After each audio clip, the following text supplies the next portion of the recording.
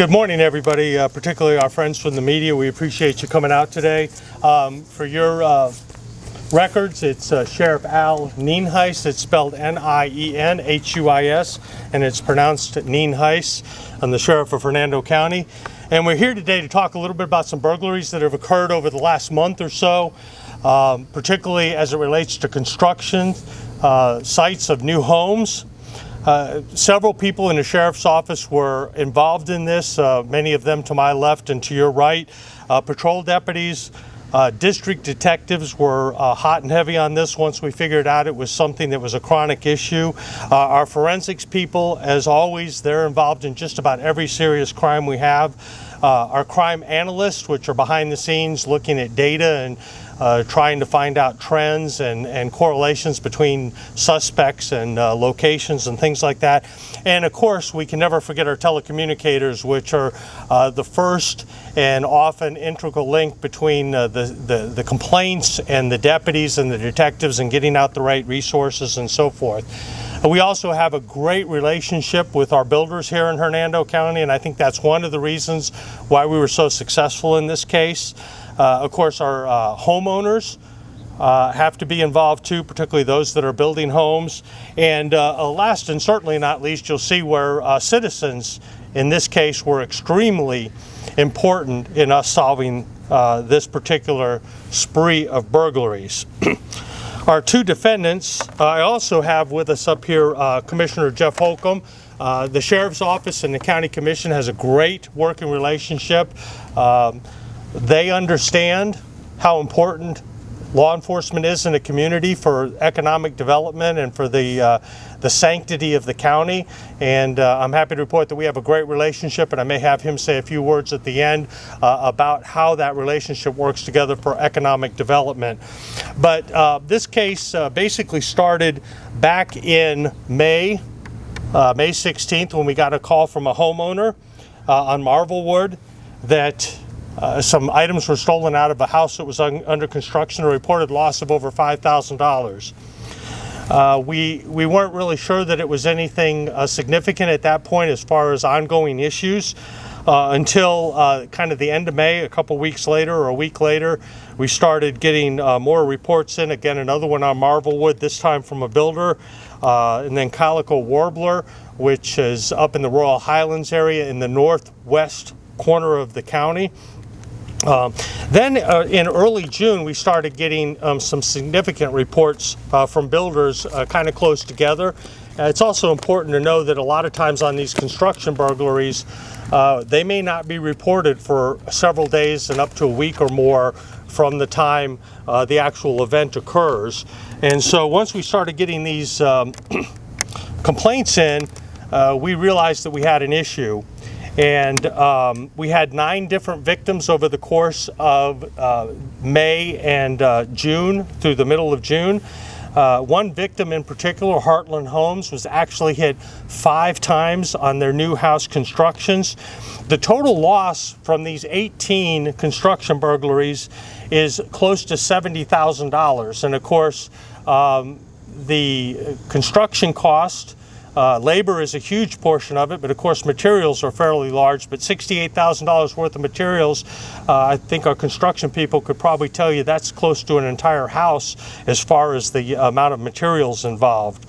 Again, it started in early May, or mid-May rather, and went through early June, when on the 13th of June at about 12:30 in the morning, an observant citizen happened to be outside and observed some suspicious activity at a house under construction. And the person, unfortunately, before calling 911, actually confronted the individuals and told those individuals that law enforcement was on the way. They, of course, left the area immediately, but the citizen did call us, and we were able to track down the U-Haul truck that these individuals were in. And we made an arrest for trespassing on a construction site, which is a felony. And of course, that's what got the ball rolling on these 2 individuals. The 2 individuals that were arrested is Jennifer Marie Brewer She was born in 1984. She's 36 years old. She doesn't have any criminal history, but she does have a couple traffic citations in here in Hernando County. But other than that, we did not have a lot of interaction with her. She was arrested along with her husband, who is Rodney Patrick Brewer. He's 40 years old. He does have one criminal arrest for marijuana possession. He also has some history with us for involved as a victim or maybe a suspect in a couple different things, but nothing really significant. So these individuals were arrested for trespassing on a construction site, which like I said is a felony. And we started doing the investigation. We were able to get search warrants for the vehicle and for some homes. We found out that they had some storage units. Ironically enough, working with the storage facility, we found out that these individuals were asking the manager of the storage facility if they had any vacant storage units. And the person showed them a couple storage units, and a day or two later that same manager came back and found locks on those storage units. And so we found out that many of those storage units were actually used without being rented to store some of the stuff you see behind me. We also have a tremendous amount of items in our garage here. We typically use this for processing vehicles, but we had to use it temporarily for evidence, and we'll get our media partners some access to that to get some more video. But as we did our search warrants, we were able to tie the individuals to several of these crimes, most if not of all of the 18 burglaries that occurred, and they are currently being held in the Hernando County Sheriff's Detention Center for several charges relating to these 18 burglaries. Jennifer is being held on 19 counts of burglary, including a couple of the storage units that we talked about. Her bond is $193,000. And Rodney, her husband, is also being held on 19 counts, as well as drug possession, 3 counts of drug possession, and his bond is $195,000. Something that we don't think a lot about is these particular investigations and crimes are very, very frustrating to a very large number of people. It is certainly not a crime of violence, but if you're somebody who has built a house in the recent past, or you're in the construction industry, it is already very frustrating trying to build a house. And talking to some of our victims, this particular crime can set them back in the process at least 2 or 3 months. That's assuming that they can get some of these things, these items that were taken replaced, which is often very difficult. They do have insurance deductibles.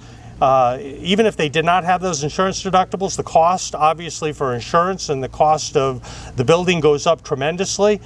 But they oftentimes will have a $1,500 or more deductible, so every time they're a victim, it adds $1,500 to the cost of that particular construction project. So some of the things our residents can do, and I want to always take an opportunity to give some crime prevention tips, is have a relationship with your sheriff's office. If you're building a house, whether you're a citizen or whether you're somebody in the construction industry, is have a relationship with your sheriff's office or your local police department, and let them know when that house is vulnerable to this type of crime, so that we can put security checks on it. Place some sort of unique identifier. We say that over and over again, but it is very frustrating for us to get items like this when we know they were probably stolen, but we're not sure where they were stolen from, and trying to marry up that stolen items back with the rightful owners can be frustrating, to say the least, and take a tremendous amount of time. So any unique marking on anything that might possibly be stolen in an area that's not observable would be great.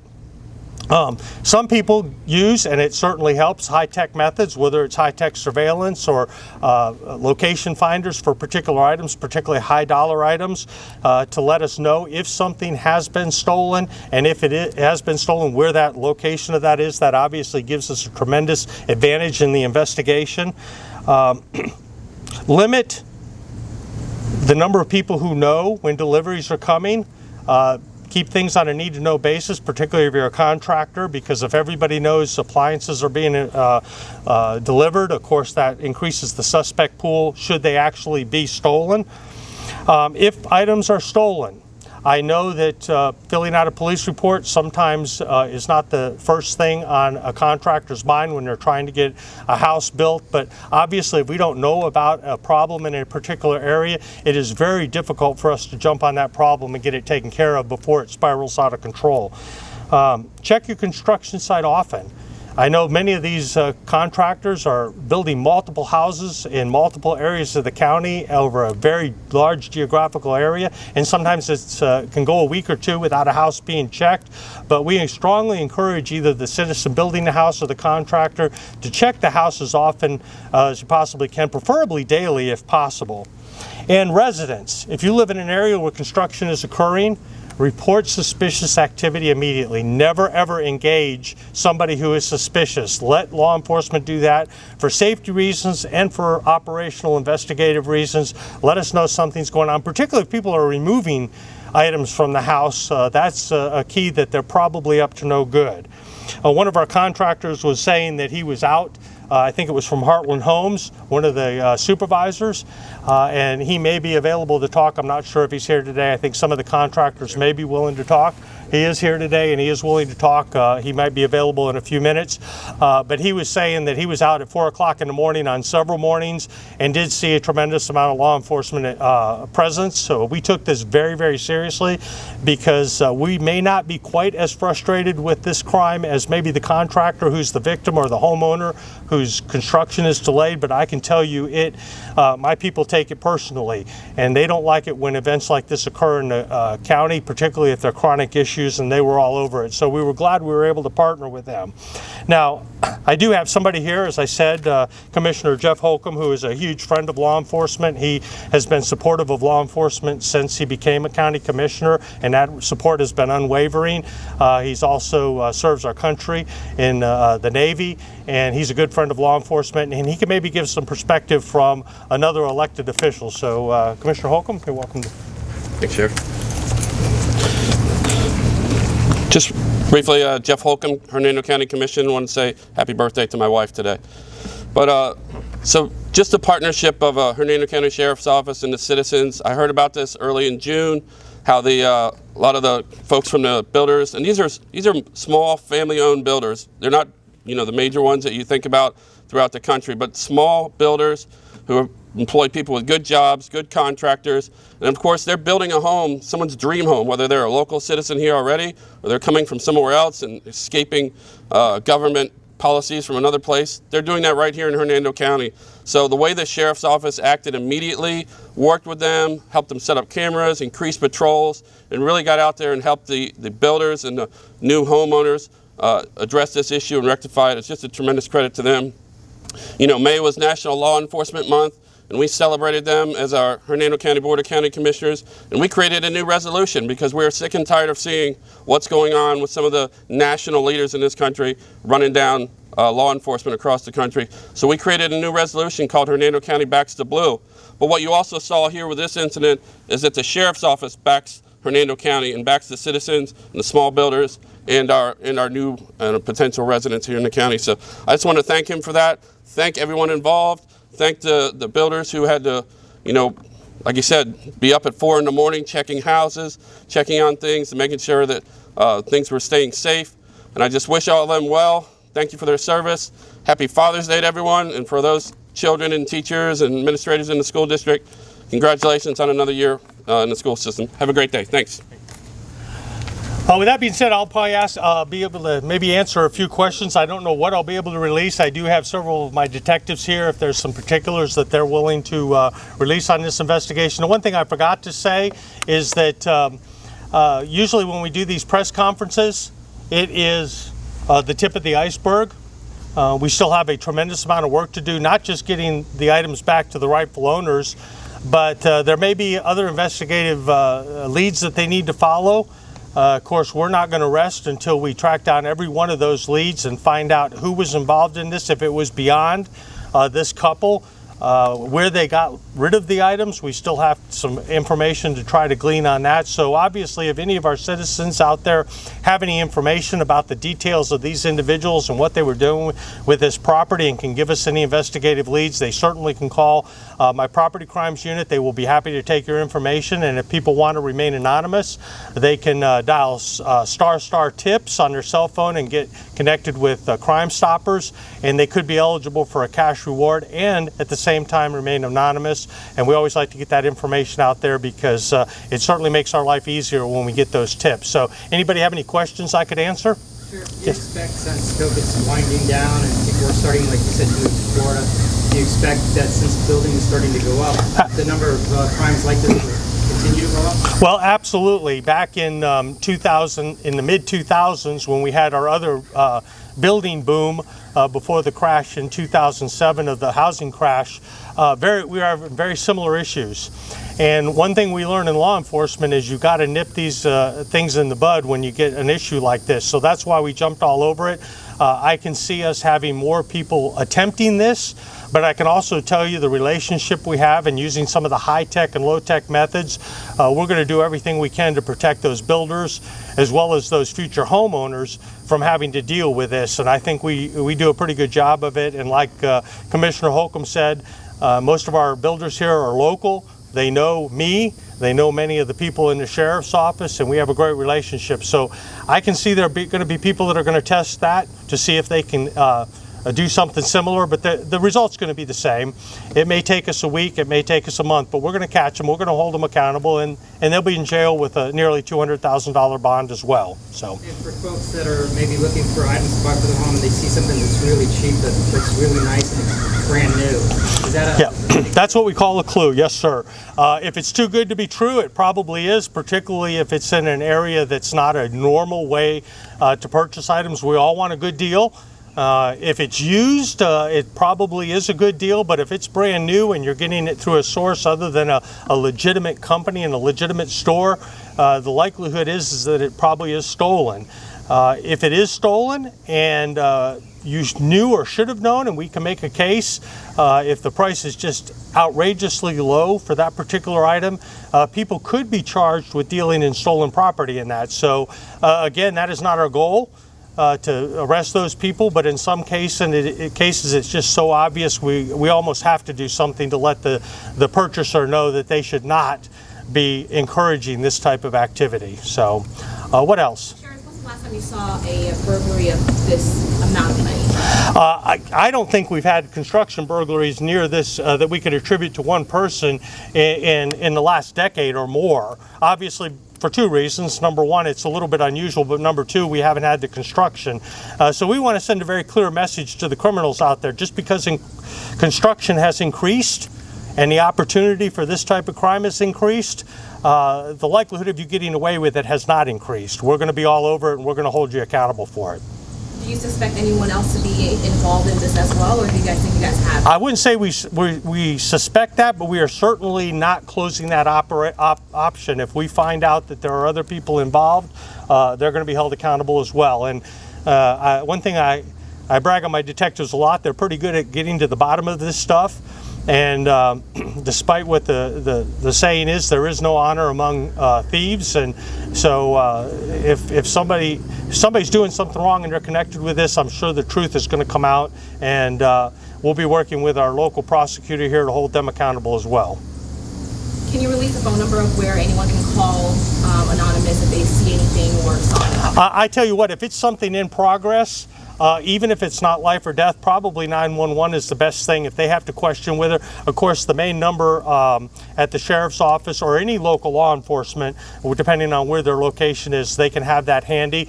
But if there's something in progress, a suspicious activity in the middle of the night, something like that, and they don't want to look the number up, they're not going to have a problem calling 911, particularly if it's 12:30 in the morning, it's a construction site, and there's suspicious looking people around. They need to call immediately and get law enforcement on the way so we can get a perimeter set up and find out what's really going on.